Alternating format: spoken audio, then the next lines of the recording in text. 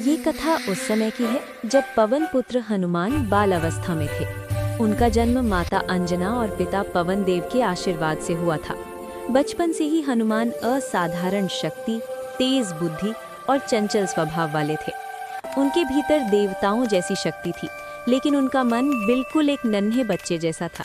एक दिन की बात है, प्रातः काल का समय था। आकाश में लालिमा लिए सूर्यदेव उदित हो रहे थे। आकाश में सूर्य गोल, चमकदार और लाल फल की तरह दिखाई दे रहे थे। बाल हनुमान ने जब आकाश की ओर देखा तो वे बहुत प्रसन्न हो गए। उन्होंने अपनी माता अंजना से कहा, माँ देखो आकाश में कितना बड़ा और सुंदर फल चमक रहा है। मुझे बहुत भूख लगी है, मैं उसे खाना चाहता हूँ। माता अंजना ने प्रेम से समझाया, वत्स वो फल नहीं है, वो तो सूर्यदेव हैं, उन्हें कोई खा नहीं सकता। लेकिन बाल हनुमान तो बच्चे थे।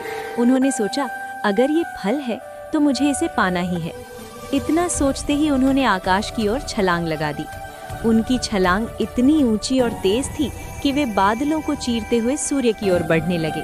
देवताओं में हड़कंप मच गया। इंद्र, वरुण, अग्नि सभी चिंतित हो गए कि ये बालक सूर्य को हानि पहुंचा सकता है। जब इंद्रदेव ने देखा कि सूर्य संकट में है तो उन्होंने अपने अस्त्र वज्र से बाल हनुमान को रोकने का प्रयास किया। वज्र हनुमान की ठुड्डी यानी हनु पर लगा, जिससे वे मूर्छित होकर पृथ्वी पर गिर पड़े। अपने पुत्र को अचेत देखकर पवन देव अत्यंत क्रोधित हो गए। उन्होंने समस्त सृष्टि की प्राण वायु को रोक लिया। चारों ओर हाहाकार मच गया।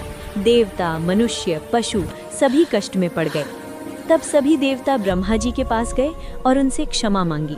ब्रह्मा जी ने बाल हनुमान को अपने हाथों से उठाया और उन्हें जीवन दान दिया। साथ ही उन्होंने हनुमान को अनेक वरदान दिए। उन्हें अमरता का वरदान मिला। कोई अस्त्र शस्त्र उन्हें हानि नहीं पहुंचा सकता। वे अपार बलशाली और बुद्धिमान होंगे।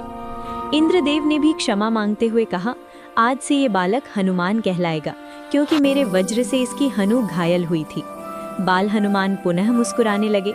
उनकी बाल लीलाओं को देखकर देवता भी प्रसन्न हो गए।